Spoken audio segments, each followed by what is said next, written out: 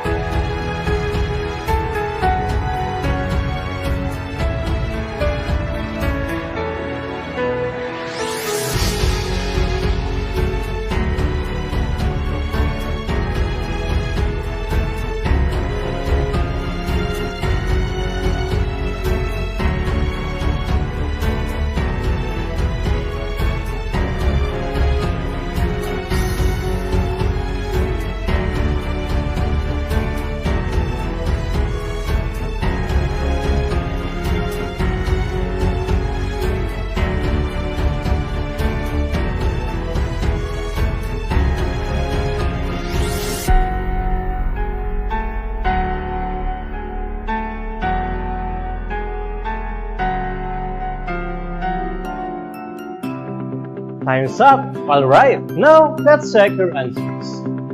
And here are the correct answers. Number 1, check. 2, check. 3, X. 4, check. And 5, X.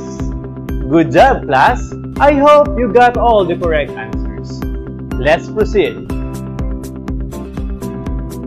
The basic necessities of mankind include food, clothing, and shelter. However, it is not enough that we have these basic needs if we are living in fear and uncertainty in danger every day. Today, one raising necessity that we need to focus is on safety. We are always exposed to danger, whether we are young or old, rich and poor. It is therefore necessary that we are aware of what these possible dangers are and how all of this can affect us and how can prepare ourselves to prevent them from happening or minimize their effect if they happen to us. This lesson focus on intentional injuries that you may be exposed to. Through proper information, this lesson aims to equip you the knowledge and understanding of the types of intentional injuries that might happen to you, as well as its risk to your health. In the end, I hope that you will be able to prevent intentional injury as well as maintain a healthful behavior that will promote a culture of non-violence. First, let's differentiate unintentional injury and intentional injury. When we say unintentional, these are injuries that caused mainly by accident and things that we don't expect to happen. While intentional injuries, from the word intentional, it means you have an intention to hurt yourself and other people have an intention to hurt you, not by accident, but because they intended to hurt you. In this lesson, we will focus on intentional injuries. Intentional injuries are resulting from violence. It can be divided into two. The first is self-inflicted. This is when a person harms him, herself on a purpose. The second one is assault. This is when a person harms other people on purpose.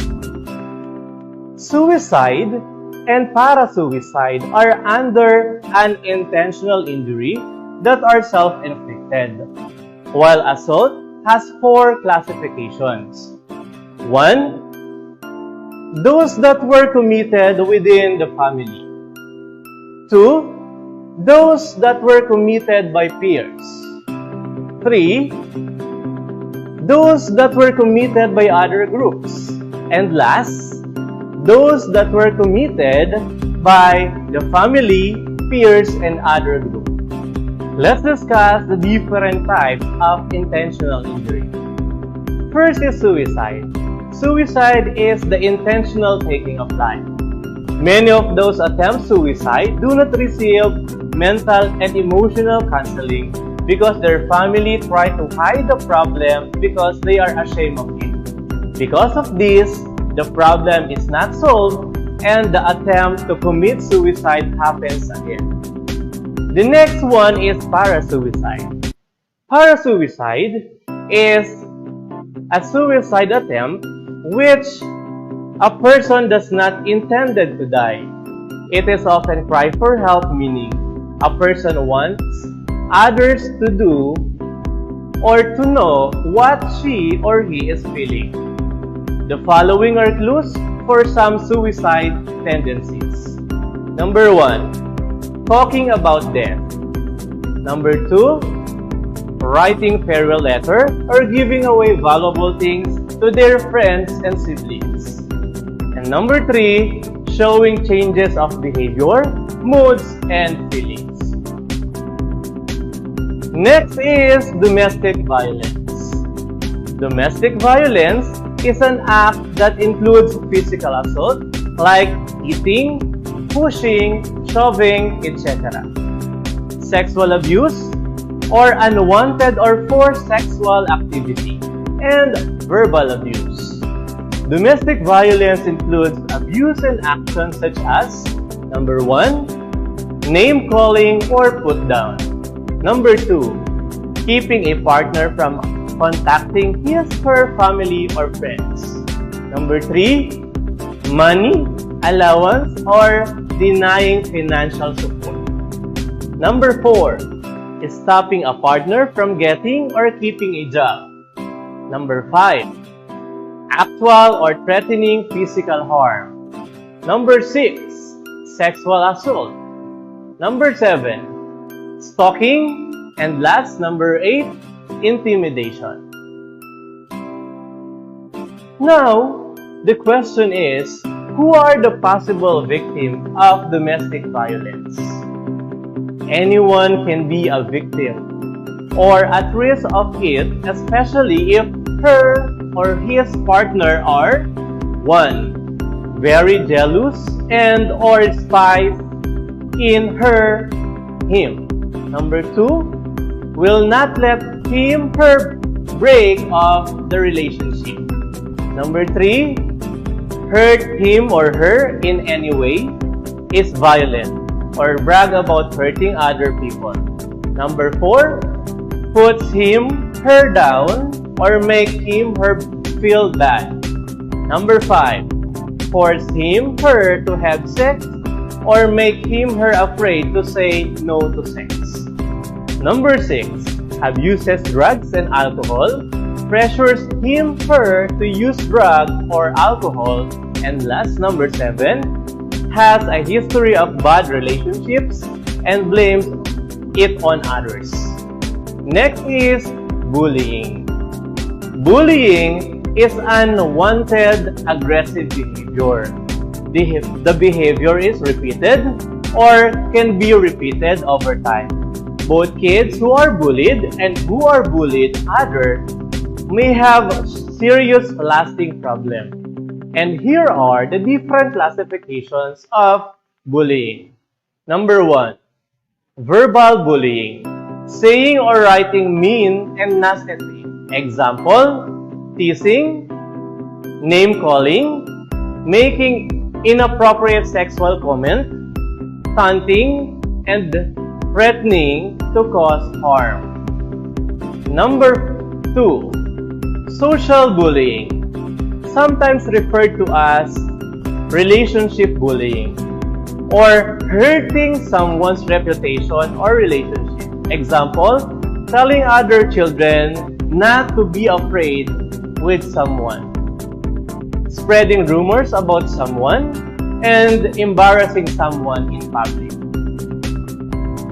Number 3, physical bullying, hurting a person's body or destroying his or her possessions. Example, hitting, kicking, pinching, spitting, ripping, pushing, taking, or breaking someone's thing and making mean or rude hand gestures. And last, number 4, cyberbullying. Cyberbullying is a verbal and social bullying done through the use of technology and electronic means, like using social media, mobile device, and electronic means. Now, let's proceed to stalking. Stalking is a pattern of behavior that makes you feel afraid, nervous, harassed, or in danger. It is when someone repeatedly contacts you, follows you, sends you things, and stalks you even if you don't know them. And here are some behaviors of stalking. Stalking behavior involves actions such as number 1, knowing your schedule. 2, showing up at place you go to. 3, sending mails, emails, and pictures. 4, calling or texting repeatedly. 5, contacting you or posting about you on social network sites. 6, writing letters.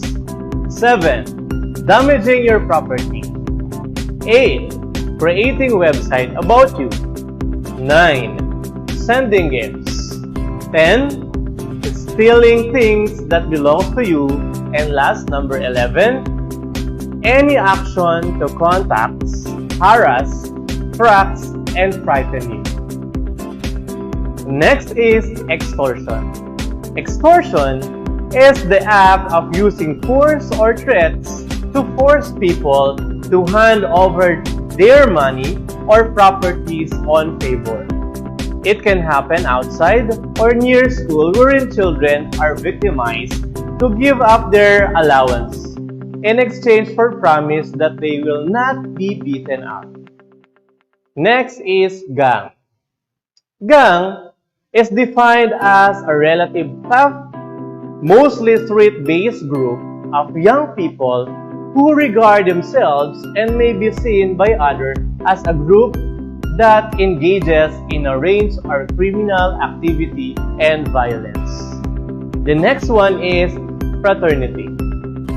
Fraternity is a group of people with similar background, occupation, interest, or taste. The youth may think of several benefits in joining fraternities. They may see it as a gain in power and protection for being a powerful group.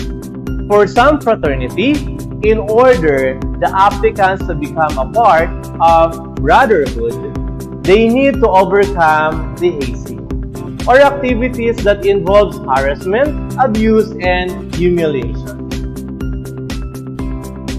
Republic Act 8049, or the Anti-Hazing Law, prohibits the physical hazing in all fraternities, sororities, and other organizations in the school.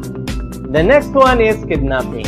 Kidnapping is taking away or forcefully moving a person against his or her will and holding him/her in a just captivity. The act is usually done for a motive like getting monetary reward, ransom, or getting some sort of benefits from the person to their family. The next one is abduction. Abduction is the use of deceit or force in order to take a person or child away from their home or relatives.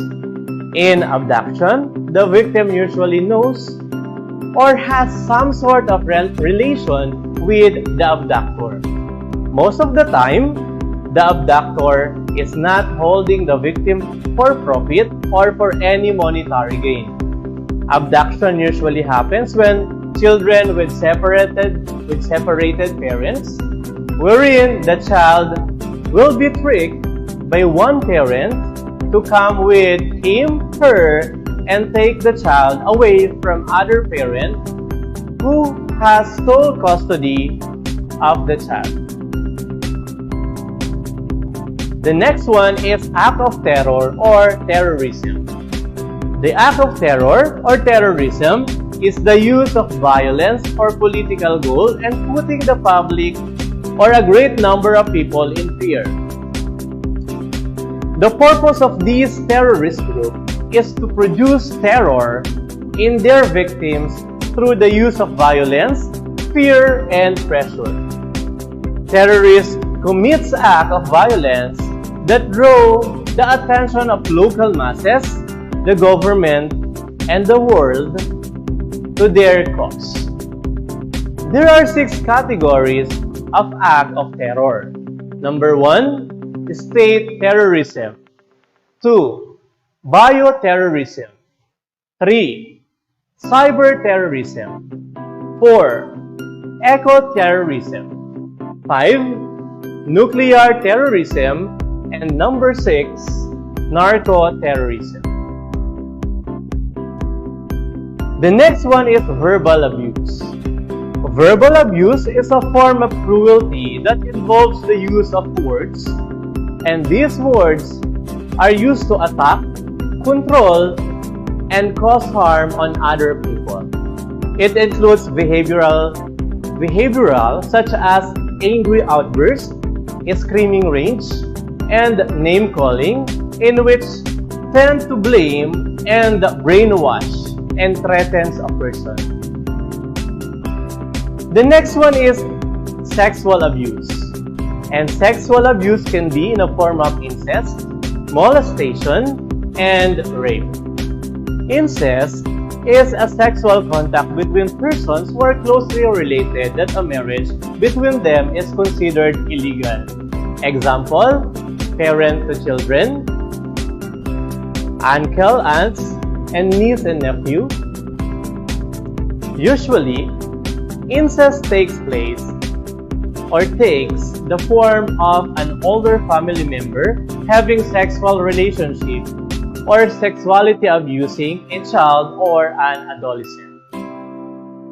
Molestation is a sexual abuse of a person by an adult for sexual pleasure or for profit. There are different examples of molestation. First one is fondling, or to handle, stroke or caress lovingly or erotically. 2. Mutual masturbation. Two people touching each other's sexual organs for pleasure. Number 3. Sodomy. Sexual intercourse that involves inserting a penis to anus of other person. Number 4. Coitus. Sexual intercourse between a male and a female involving the insertion of the penis to the vagina. Number 5. Child pornography. Explicit portrayal of children as sexual subject matter for purpose of sexual arousal.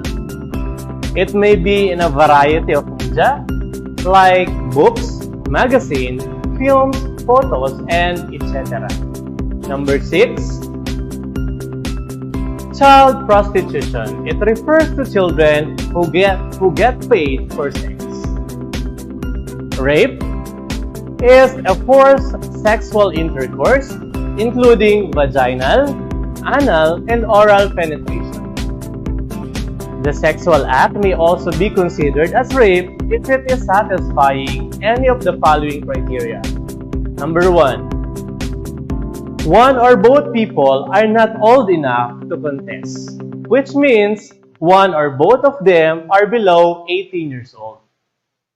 Number 2. One of them does not have the capacity to contest, which means one of them may not be in his/her mental or legal capacity to contest. Example, with mental disability, people who have been drugged or unconscious. Number 3. One of them did not agree to take a part, which means the rapist might use physical force or threat to force the victim to have intercourse with her or him. If these 3 considerations are met, the sexual act falls under category of rape, which is criminal offense and it is punishable by law. The Movie and Television Review and Classification Board is a government agency responsible for rating television and film in the Philippines. Rating of television shows include Rated G, General Patronage, suitable for all ages. Material for television does not contain anything unsuitable for children. Rated PG. Parental guidance suggested. Material for television may contain some adult material that may be permissible for children to watch but only under the guidance and supervision of parent or adult. Rated SPG. Strongly and more vigilant parental guidance is suggested. Program may contain more serious topic and theme which not be advisable for children to watch except under the very vigilant guidance and presence of parent or an adult. And here are the different classifications of movies.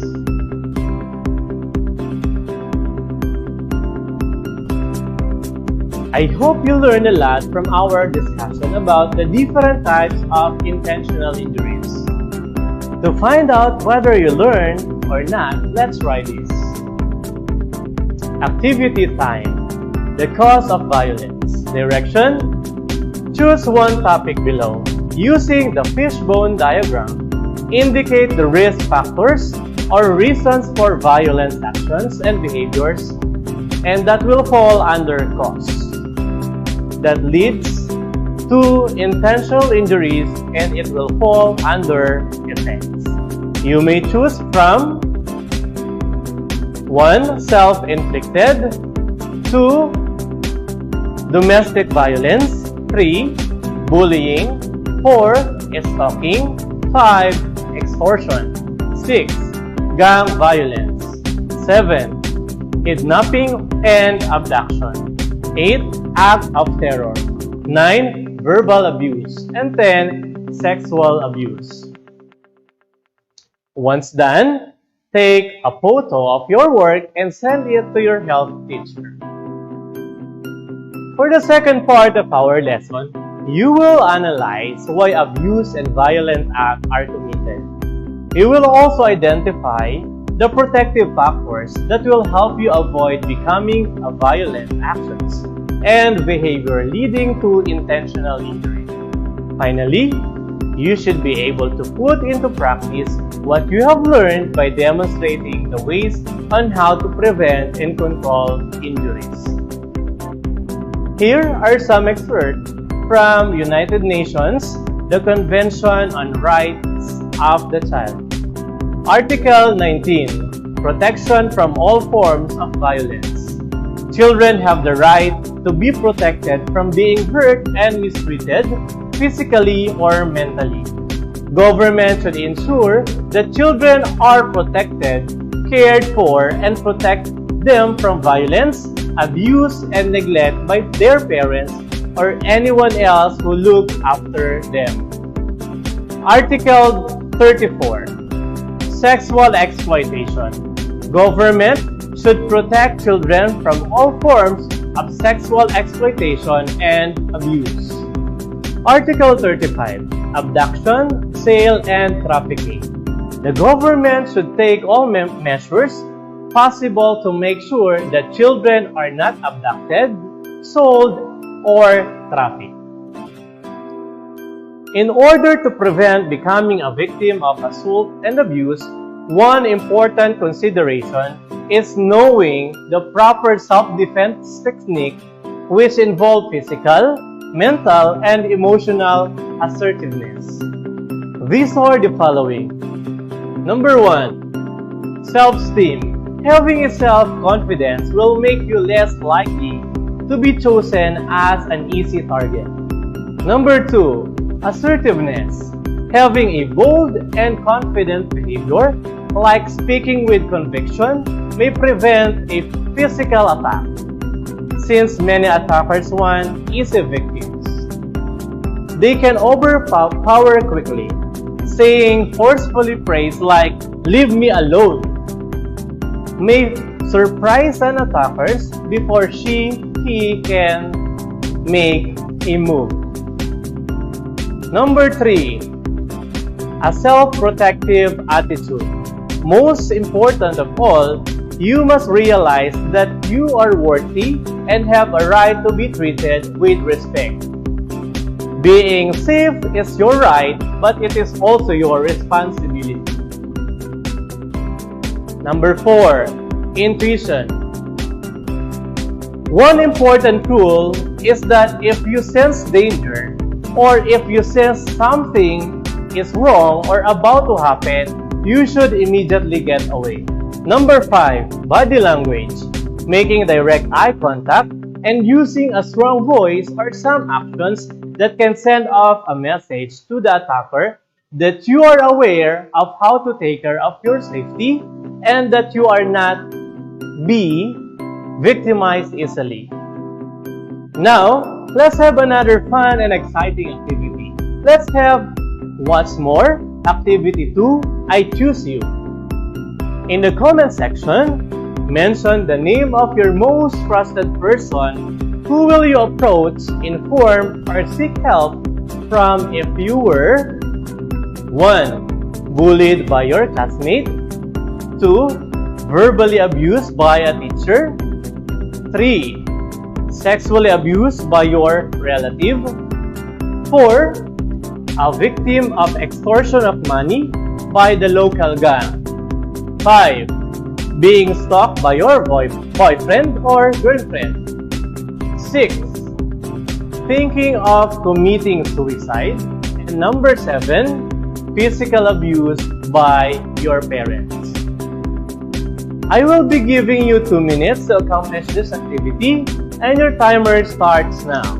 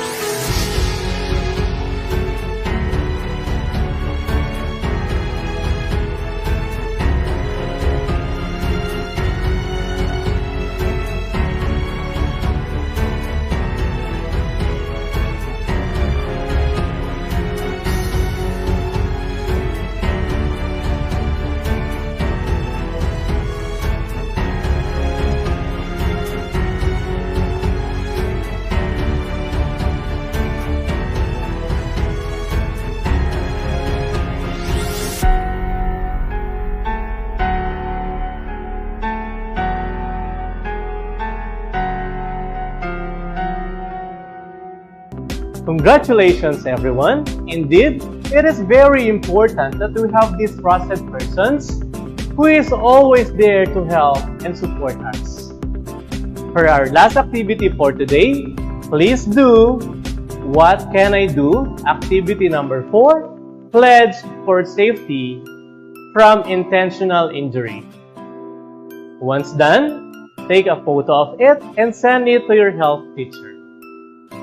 That ends our class discussion. I hope that your learning experience will be a fruitful one. Stay safe, everyone, and have a good day.